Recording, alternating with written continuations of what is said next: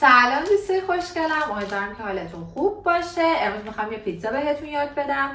فرض رو بر این میگیم که ما خمیر نداریم درست کنیم. میخوام که با دونه آماده بهتون یاد بدم. خیلی هم راحت تره و اینکه شاید یه غذایی باشه که در عرض 10 دقیقه یه رو آماده بشه، یه غذای خوشمزه، یه ذره غیر رژیمی و اینکه بریم شروع کنیم با هم دیگه. گوشت چرخ کرده به میزان لازم، قارچ به میزان لازم، پیاز و فلفل دلمه‌ای، همین، هیچ چیز دیگه نمیخواد. اول از همه که زیر گازمون رو روشن میکنیم، یه مقداری روغن میریزیم و مثل همیشه وای میسیم که حسابی داغ شه.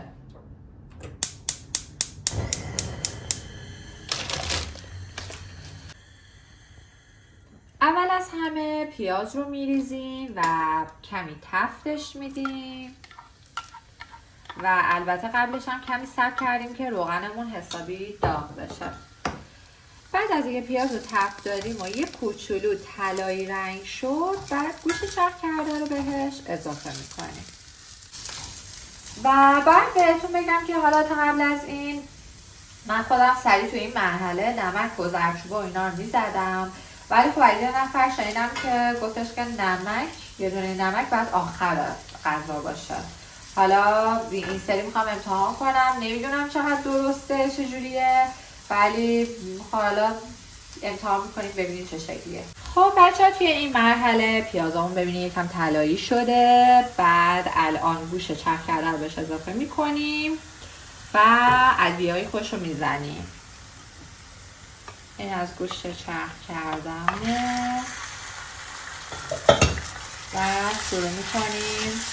زیر گازم کم هست. شروع میکنیم کاملا هم زدن که اینا با هم دیگه قشنگ آغشته بشه.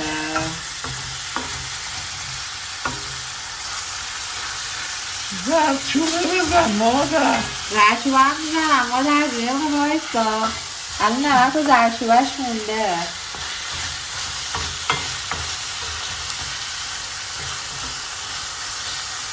این گوشته رو بکوب مادر. چشم مادر جون، دارم میکوبم حسابی. اینها ببینید قشنگ گوشتا رو میکوبیم دایره نشه. درسته؟ تیکه نباید بشه. چشم. الان خوبه؟ ریز بشه. زردچوبه بزن مادر. چشم مادر جون. خب بچه همونطور که مادر جون میگن خیلی هم استرس دارم، من سریع زردچوبه اینو بزنم. زردچوبه که به اندازه کافی، درسته؟ همینقدر کافیه. خوبه. بعد فلفل خیلی تند یه ذره میزنیم. چند بزن فلفل مادر. یا چو یه ذره از این فلفل میزنیم. بزن دیگه، تو که همه چی زدی مادر. حالا یه ذرم تند بخور، اکتیوت میکنم چون پر انرژی میشی، عصاتو میذاری کنار، شروع میکنی میرقصی. من تو این سن 2 سال عصا میخوام راه برم، انرژی میخوام چیکار. اینم به اندازه کافی فلفل رو زدیم و میریم که دوباره هم بزنیم کاملا همه چی ملات با هم قاطی شه. بعد قارچ و اینا رو بعد الان اضافه کنیم دیگه، درسته؟ درسته. بله. بچه مادر جون یک پیتزاهایی درست میکنه، نگم براتون، نگاه نکنید واسه نسل قدیمه، ولی اصلا این غذاهای بروزش عالیه. من الان استرس دارم بغلم وایساده، ولی خب سعی میکنم که کار خودم رو به درستی انجام بدم. که نمک زدی؟ آخ نمک نزدم. نمک هم بزنم. بسی مادر جان حواسم نبود، خوشو گفتی. بسته بابا، من فشار دارم. بعد ببینید خود گوشته آب انداخته، یعنی الان که این چی میگن گوله شدناشو من باز کنم، بعد قارچو بزنم و فلفلم بریزم، درشو میذارم قشنگ 10 دقیقه صبر میکنم. 10 دقیقه خوبه یا برای گوش کمه؟ خوبه. خوبه. بعد وای میستم و بعدش پنیر پیتزا رو حساب میریزیم رو نون، میریزیم روغن میزنیم. پنیر رو زیاد بزن ها. باشه. مادر جون خوشبارا که بچه ها یه ذره زیادی. باشه پنیر براتون میزنم. خب این الان خوبه گوله ها شونو بریزم. یکم ریزتر شه مادر. بازم بکو اونجوری نه، چجوری با پس؟ توکش بکو. آها آره دیگه ایراد نگیری، اول آخرش میخوایم بخوریم بره رو دیگه. بزرگاش بکو. زدم دیگه کامل شد اینا ها. باید ریز بشه که خوب رو نون پخش شه. مادر جون خوبه دیگه، این الان خدای عالی شد دیگه. خب بچه ها تو مادر جون نظرش برنگشته، سریع من قارچ رو اضافه میکنم، بعدش هم بلا فاصله فلفل دلمه‌ای رو اضافه میکنم. چه اینجوری بود؟ خوبه بچه ها ببینید یه چیزی، فلفل دلمه‌ای رو شما میتونید آخر اضافه کنید، ولی من چون خودم معده درد دارم و اگه فلفل دلمه یه ذره نپخته باشه اذیت میشم، ترجیح میدم از بسم الله بهش اضافه کنم که قشنگ نرم شه. ولی مادر جون یه ذره دوست داره که این فلفل دلمه خرت کنه، آخر سر میریزه دیگه. تا من مادر جون ایراد بگیره من همه ریختم دیگه. باید زنده باشه فلفل دیگه مادر جون من معده درد دارم، خودتو نگاه نکن از قدیم تا حالا سالمی. بره زیر دندونت خرچ کن. حالا دیگه ببخشید دیگه مادر جون بذار دیگه. خب بچه این الان توی این مرحله اوکی 100% که ما در مایتابمون رو ببندیم، بریم بشینیم یه چای با مادر جون بخوریم. این هم واسه خودش بپزه چون قارچ آب میندازه، آب اندازه تموم شه تبخیر آب بندازه تبخیر شه آماده شه تا اینکه بخوایم بچینیمش روی نونا. فلفل رفت رو دماغم دیگه مادر جون ببخشید دیگه شما درشو بذار. باشه چشم درشو باید دلاش هم چیز کنم بردارم. بذار درشو. چشم شما فیلمو قطع کنیم. دوستای عزیزم الان 10 دقیقه گذشته و اینکه بیاید نگاه کنیم با هم که چه شکلی شد. ببینید کاملا میبینید که قارچ و گوشت و فلفل دلمه‌ای کاملا پخته، هیچ آبی هم نداره دیگه و الان عالیه برای اینکه برداریم و بریزیم روی نونمون. اول از همه یه ذره خیلی کم با روغن چرب میکنیم سینیمون رو، کاملا چرب میکنیم به خاطر اینکه نباید بچسبه دیگه. اگه چرب نباشه نونمون میچسبه و نمیتونیم از روی سینی برداریم.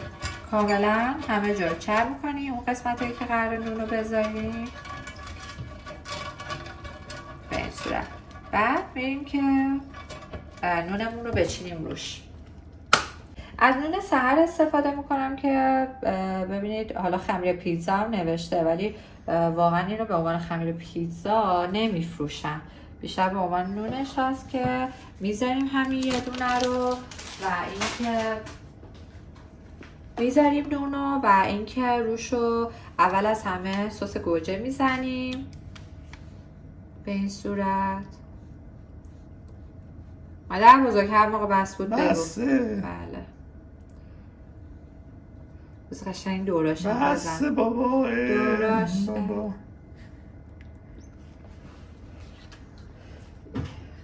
حالا با اون پخشش کن. پخشش میکنی کاملا. مادر آروم کار کن. مادر من همیشه عجولم، گشتم هم هست سرماش شبه. خوبه.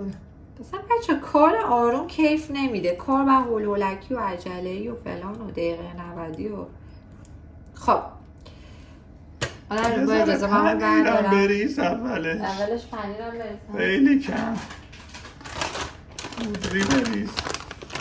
بچه توی این مرحله کوچولو هم اینه دیگه درست برداشتم. پنیر میریزیم همین؟ آره بذار دیگه هم بریزم و بعد میریم که مایه پیتزا رو بریزیم. شروع میکنیم ملاتمون رو میریزیم قشنگ کامل پخشش میکنیم که دور تا دور نونمون رو فرا بگیره یا در بر بگیره. چه کلمه درست داره به نظره؟ بپوشونه. آها، بپوشونه. مادر بزرگا همیشه خودمونی صحبت میکنن، راحت. خیلی تا لبه بیاد. قشنگ باید پخشه. به این صورت بچه ها پس کل ملات رو پخش میکنید که خوبم پخش کنید که آخر سر خواستن مثلا چیز کنن بردارن دعوا نشه بگن سمت ما کمتر مواد داره و چی، مثل این مادر جون. خب توی این مرحله حسابی تا اونجا که دلمون میخواد پنیر پیتزا رو بهش اضافه میکنیم. بچه از پنیر موزارلا استفاده میکنیم که پنیر اصلی پیتزا هست، به صورت رنده شده و قشنگ روی پیتزا رو میزنید حسابی. هر چقدر که بیشتر بزنید خوشمزه تر میشه. اینا رو من اینجا برداریم چون این آب میشه روی چیز میریزه، میچسبه اون وقت.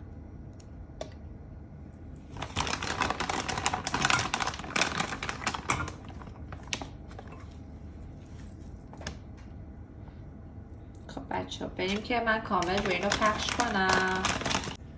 الان کاملا پیتزامون آماده است واسه اینکه بره تو فرن. قشنگ این پنیر رو بپزه طلایی شه، بعد بخوریمش دیگه. همین طبقه دوم فرن میذاریم قشنگ پیتزامون رو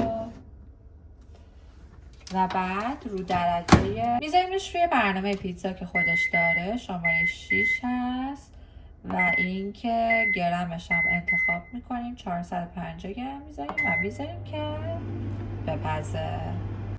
شما اگه برنامه اینجوری پیتزا آماده نداشتید فرنتون رو بذارید روی حرارت 170 درجه و حدودا 18 تا 20 دقیقه بذارید که بپزه، ولی حتما حالا اون دقایق آخر برید بهش سر بزنید که ببینید حالا مثلا 18 دقیقه بسته شد 20 دقیقه و به این صورت. دوستای عزیزم اینم از پیتزای من و مادر جونم که خیلی عالی شده. 17 دقیقه موندش و حسابی میبینی که روش طلایی شده. اگر که خوشتون اومد از این فیلم حتما برام لایک بذارید، توی کامنت نظرات و یه تجربیات خودتون رو برام بنویسید که ببینم شما چجوری پیتزا درست میکنین. خیلی خیلی دوستتون دارم و خداحافظ.